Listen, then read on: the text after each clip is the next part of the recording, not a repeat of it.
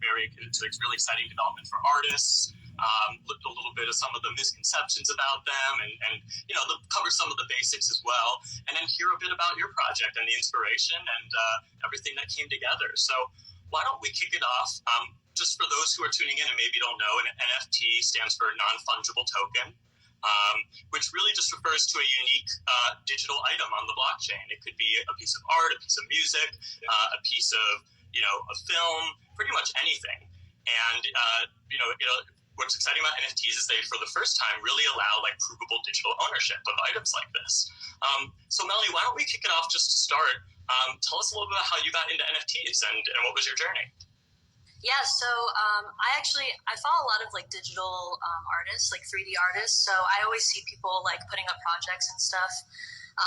So that was kind of the first kind of introduction, was just seeing it all over Instagram, because I love art and I love following people who are just making something out of nothing. And I think with digital art, it's super exciting, particularly because there's unlimited possibilities. So, but yeah, with NFTs in general, I think the main thing that caught my eye with it is digital ownership is so important for art. I feel like, on my journey, I've had really bad issues with people hacking, ruthlessly hacking to get my art, music. I have so many unreleased songs that I wish were not online, but yeah, so it's kind of given where we are with social media right now, it's hard to control. So I think it's really nice to have that sense of privacy and protection over your art. And I think that's my biggest kind of, the thing that drew me the most, I think, to it. Yeah.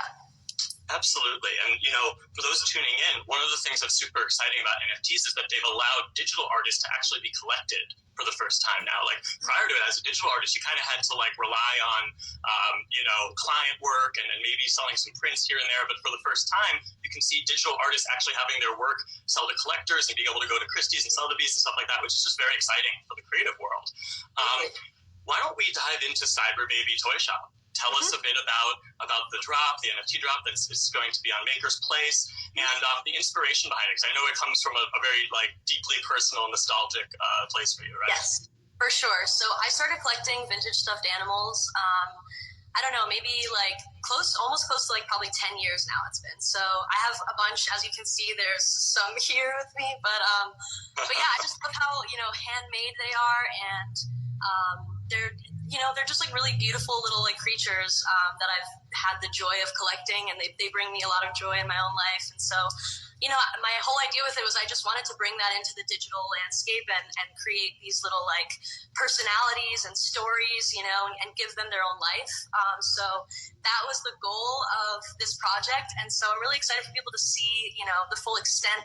It's been a year in the making, working on these. I think February was when I was drawing the initial sketches for how I wanted them to look, and just their storylines and stuff. So yeah, I'm just really excited. I'm super giddy about it. Just because, like I said, it's been a long time. I like taking my time and being patient with projects like this that mean a lot to me. And yeah, I'm also kind of moving from this era of collecting to now I'm kind of I guess not moving on from it, but I am Sure. going through big personal transformations in my life. So this is kind of the end of an era with all of this stuff, with this collection. So it feels very cyclical, and I'm kind of in that place where I'm okay, it's now time to release this project into the world. And also I like the idea of connecting these people who I know are collectors of these items in real life, and also digital art lovers, and kind of blending the two worlds right now. That was my biggest goal with it as well. So I know a lot of my fans collect these stuffed animals, and so I'm excited for them to have a chance to also collect them digitally. I love that. And I think that speaks a little bit to the ethos behind it, the collecting experience, whether it was, Pokemon cards, whether it was baseball cards, whether it was stuffed animals, whether it was stickers, whatever it was, we all kind of grew up as kids collecting things. And the NFT space kind of brings back that inner child in a way, right? It's this digital version of all of that. And it's super exciting. I'd love to hear a bit about your creative process and how the art came together, how I know we got Stoner Swan, we got Narcissistic Duck, we got Doing How Mother. Tell us a little bit about the art and the concepts as they came together. Yeah, I mean, well, I love alliteration, and I love like puns and stuff. So that was like my kind of basis for how I was like going about creating their storylines and giving them life. So like Stoner Swan, I was like, oh man, I just really want the Swan to like hotbox this like, little like toy box. I think it would be so rad. So that's kind of what's going on in the animation. And just like working closely to make sure that like the sounds and stuff are reflective of the story and what's going on in each of them. But yeah, it really is about just collecting and creating like fun, I don't know, just like fun art that people can collect. Like you said, it is a very like, it brings out your like inner child, and it's very exciting. So that was kind of my main goal with it. But the creative process, yeah, like I was just on Procreate one day and was just like drawing a bunch of sketches. I think it started actually with the bunny, which is going to be on the second drop. But yeah, so yeah, I just started sketching a bunch of stuff, and then eventually I was like, man, it would be so cool to see these in like an animated form. So just like working with friends and stuff, and like creating these like really beautiful art pieces, and taking our time with it too, and not rushing, because like, I feel like there was a lot of buzz with NFTs at first, and people were just kind of throwing stuff out there. But like, I was just really excited to make art that I felt really compelled to make, but also just excited by, that was reflective of how I look at these characters in real life. I wanted them to be as realistic as possible, so obviously that takes time like anything. So yeah, I'm really proud of them. I'm just, like I said, I'm so giddy. I can't wait. I can't believe it's today. It feels like it's been like almost a year, so it's pretty wild. That's wild, but that's actually very wise. It's like a lesson I often tell people in our entering NFT space, like take your time, don't rush it, do it right. It's going to be on the blockchain forever, so you want to make sure it represents you well, and there's, so it sounds like you've done that well. Let's chat a little about the drop. So the drop is at 6:30 p.m. Eastern time, 3:30 p.m. Pacific, is that correct, on Maker's Place? Perfect. And I know that there's a number of pieces available. And actually, there's also going to be a virtual event in Decentraland that collectors are going to have access to. Let's chat a little bit about that. Yeah, we're going to like recreate, the space at Makers in Decentraland, and I'm going to have a little avatar and hang out with people and talk and stuff. So that'll be fun. I'm really excited. It's like, I'm so new to this world, so I'm just excited to like meet friends, like more like, art lovers, digital art lovers in general. And like, I'm super introverted and very shy usually. So this feels like a nice, like, warm like community to enter. So I'm really excited to be here. Yeah. I love that. And that's actually something that's also really interesting about NFTs is the way that they actually, I always say like an NFT sale is actually a beginning. It's not an end, right? It's the beginning of like a bond you create with your fans. And, one thing that's really interesting is, you can actually take a look, like after this drop happens, you'll be able to see which wallets own your NFTs, and you can actually like continue to like communicate, reward them like directly, and without having to worry about like the Instagram algorithm or the YouTube algorithm, like all of these things like and advertisements and things that kind of get in the way on these centralized systems. So that's kind of exciting too. So I know you mentioned there's like a second series in the works too. Like, how are you kind of thinking about this as the first step in like this creative journey? Like I said, I'm so new to this world, so I'm really just learning every day, and I'm just really excited for people to see the different, little creatures that I've been working on. The first 5 that we're putting out are super cute, and obviously, like, just they're like I think this drop and 2 from the other ones are like my absolute favorites. Like the narcissistic duck is just like beyond. Like I think it's so funny and I love it so much. Stoner Swan, obviously, it's like I'm a pothead, so I love it so much. I think it's just like cute. But yeah, like I don't know. I'm just excited to continue to release art and hope that people like it. That's all you can do, Yeah, absolutely. And I know, it's important to note that, this drop is carbon neutral. So you were really thoughtful when it comes to the environmental impact. You worked with Ariel, right? Which is a sustainability platform that calculates what that carbon footprint will be and then allocates, to high quality conservation projects. So maybe chat a little bit about why that was important to you. And I can also chime in a bit on some common misconceptions about the environment, because there's a lot of buzz going around about it. So. Yeah. Totally. It's super important, obviously, to be mindful of the environment and our impact in everyday life. You know, in my own life, like, I mostly collect vintage. I have vintage furniture, vintage clothes. Like, obviously everybody does with their own life with their diet and whatever, but I primarily eat vegetarian or vegan meals, worst case pescatarian. I don't own a car.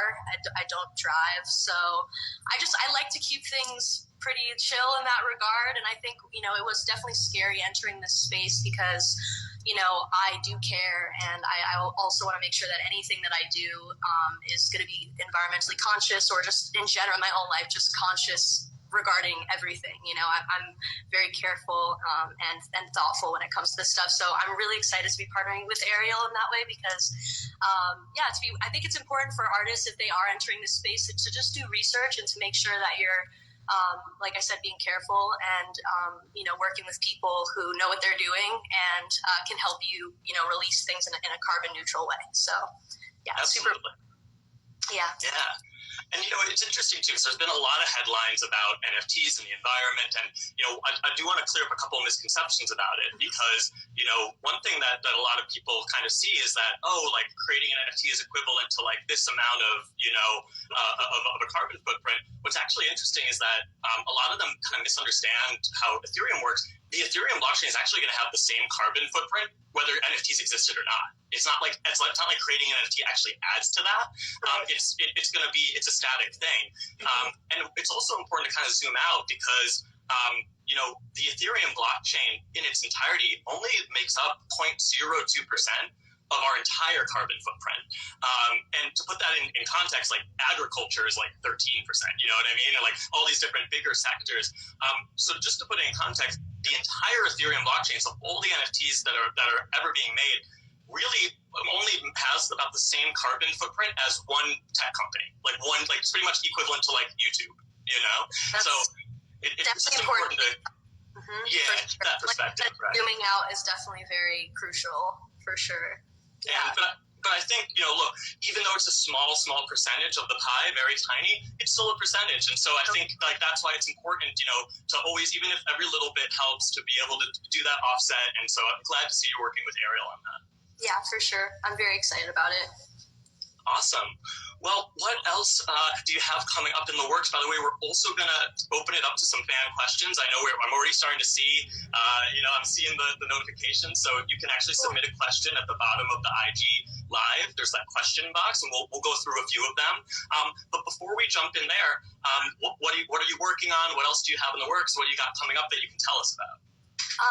Well, I'm working on my third album, and I'm working on my second film. So I finished writing my script, which is very exciting, and now I'm just trying to find people to partner up with and actually bring it to fruition. And then with my album, I'm pretty much done, just working on, production stuff, mixing, mastering, and then, I'm hoping to be able to release stuff this year. I'm hoping my first single I could put out in like March or April. That's like my goal. So yeah, that's pretty much what I'm working on. I'm really excited for people to see it too, because it's a very big departure from everything I've put out in the past, and it's like, it obviously follows the storyline of the character that I've been living under for the past 6 years of Crybaby, but she's evolving and it's more existential and, kind of digging deeper into, I guess, I can't say too much. I'm using my words very carefully because I don't want to give away anything, but I'm just excited to put it out hopefully this year. That's my goal. Yeah. Sounds good. I saw the hearts were going crazy during that part. Any mention of new music. So we're going to go to the question section. If anyone has submitted some questions for Melanie, we can jump into them. Let's see. In the meantime, there's one. Let me see if I can get it up there. Are you what are you inspired by currently? For the upcoming music projects? What are sort of the inspirations you're drawing on? Okay. Biggest inspirations I will say that I've been drawing on is I read a lot of books about past life regression therapy. So if anyone reads anything about past life regression therapy and death, I will just say that is it. I'm basically giving it away. I mean, yeah. So that's all I'll say. I'm just gonna say. Wow. But yeah, so that's, yeah. I love that. We've also got a question from Gracie Hutchinson. She asked, what's your favorite album and why that you worked on? I would say, working on Crybaby was like, it was my first time making an album, so I think it's always going to hold a very special place in my heart. But I will say that K-12 was a really beautiful process, and it was much more intentional and focused. I feel like with Crybaby, I was experimenting so much, and I was still finding myself in a lot of ways. And I think with K-12, I was more, everything was more refined, and I was like really isolated. I worked with like one producer the entire project, and just like really honed in on what I wanted to create with that one. And then this project, I think, has been the most satisfying or fulfilling because, it's combining two things that I'm really interested in with it, which is, again, all the past life regression therapy and past lives in general and death and all that stuff. That's like a huge interest, I guess, of mine, just in my normal daily life. Like if I wasn't an artist, I think I would probably try to be somewhere in that field because I just find it so interesting, and I love it so much. So I think this next project is really exciting for me because it's combining both film and music and art plus all of that stuff together. So it's like a dream project for me, really. And the movie particularly I'm really excited about, and like I said, hoping that I can find the right people to work with to bring that to fruition, because it's like the type of project that I can't die before putting this out. Like I need to put it out. It's like one of those. It's unfinished business, right? That brings up an interesting point is one thing that I've heard from so many artists about NFTs is they get really excited about how NFTs help them rethink the creative canvas a little bit. You're someone who is in music, you're in art, you're in TV, you're in film, you've got a lot of different creative elements going. And what's cool is you can kind of pair those elements together on a digital medium in a different way than you can on a physical. Just wanted to hear how does that inspire you sort of as a creative who thinks on different mediums?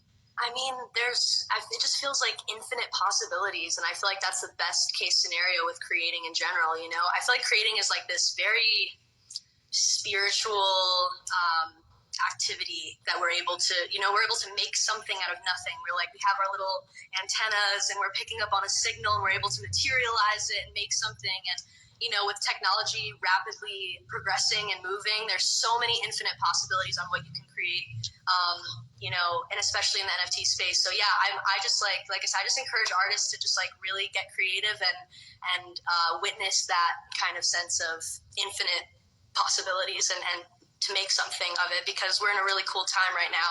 And yeah, it's a fun time. I think it's worth it for sure. So for sure. All right, one other question. Who are some visual artists that inspire you? Visual artists. I love Nicoletta Cecily, Mark Ryden. I love just pop surrealism. I feel like those are my biggest inspirations though. But yeah, just any pop surrealist artist and anyone who's just making fun, interesting, weird shit. I just love art so much. So really, yeah, everything inspires me. Even just walking, taking a walk down the block, I'll always find inspiration in something. I feel like we're living. The fact that we exist and that we are living is such a beautiful thing, and the fact that we, we're able to just pick up things in our daily life and, like I said, really alchemize it and turn it into something. We can turn our pain into something really beautiful and creative, and I think it's just, yeah, it's amazing. So everything inspires me. Love that. I got to do the classic question.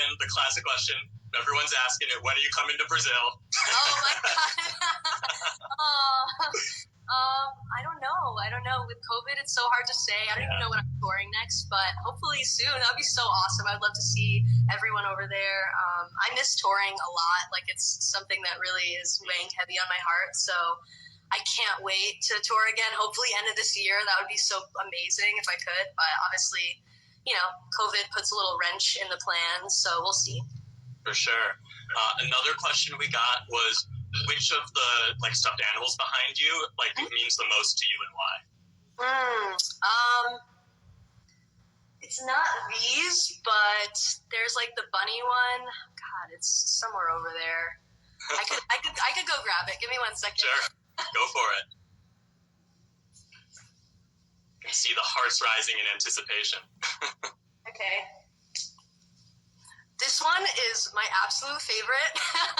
I actually, it's funny. I collect them, and I've been collecting them for a while. But my friend, one of my best friends, actually had this one and gave it to me. They were living here for a bit, and then they gave it to me when they were moving out. So it's very sentimental to me.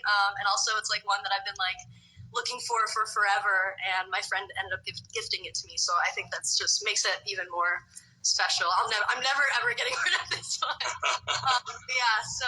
Yeah, I love it. I love their little like hand-painted faces and all the love. You can see that there was a lot of time and effort put into these little creatures. So, yeah. Love that. Well, same for their digital counterparts, right? On the NFT side.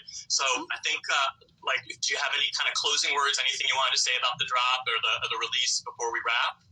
The one thing I will say is I know on my story earlier I posted that I think we changed it, so there's just one bit of information I want to clarify. I think originally it was if you bought one of the stills, then you were able to you're entering automatically to win an animation. But now we actually have it so that if you just sign up on my drop page on Maker's Place, you're basically you're entering to win one of the animations. So that's important for anyone that wants to know.